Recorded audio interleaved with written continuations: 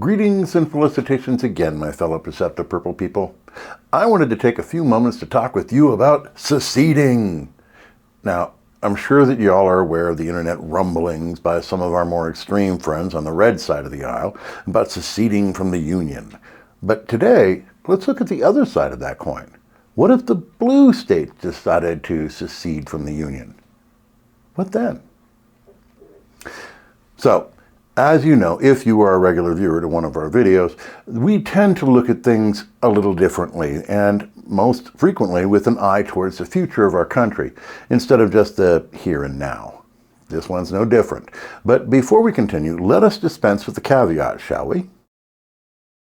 First and foremost, at no time do we here at the American Purple Party recommend or approve the idea that any state should seriously consider secession from these United States of America.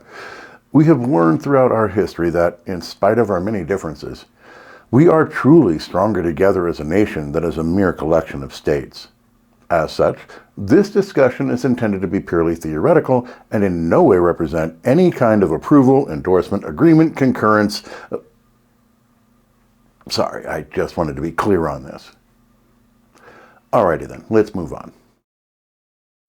I recently read an interview in The Guardian by Martin Pengelly of the Dean of Berkeley Law, Erwin Chemerinsky. Now, Professor Chemerinsky is an admitted progressive, so his opinions are naturally slanted thusly. I would also note that the author did show a bit of left-wing bias, but it didn't really interfere with the content significantly.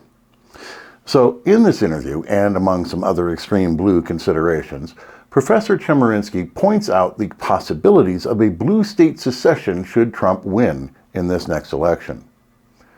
Quote, I do not think secession is likely, and I certainly don't think it is desirable, but I think it is a possible path we could be discussing more in the years ahead if there are not changes.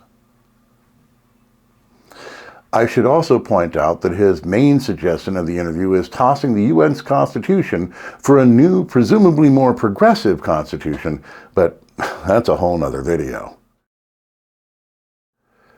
So let's take a moment of thought exercise and look at just a couple of thoughts about what would be involved if such a case were to occur.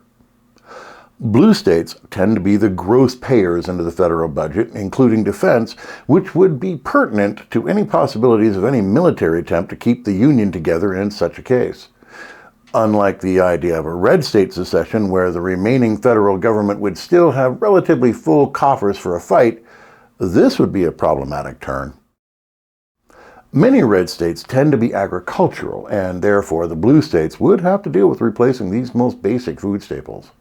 Now, I know that there are blue states with significant agricultural industry, but these are still a pale comparison to the output of the central U.S. red states' production. This would be a problem for those blue states' ideas of self-sufficiency. Oh, sure, they can import food, but that weakens their bargaining abilities elsewhere. Obviously, there's just a whole boatload of other issues to consider in this thought experiment, but I think you get the idea. So what are your thoughts about all this? Do you find the position that Professor describes as reasonable, or do you have more logical and or rational ideas on the subject? Do be prepared for vigorous yet polite debate, but let's hear it. As always, I'll see you in the comment section below. Till our next chat, remember to keep your balance and stay purple, people. We'll see you again real soon, and let's get America together again.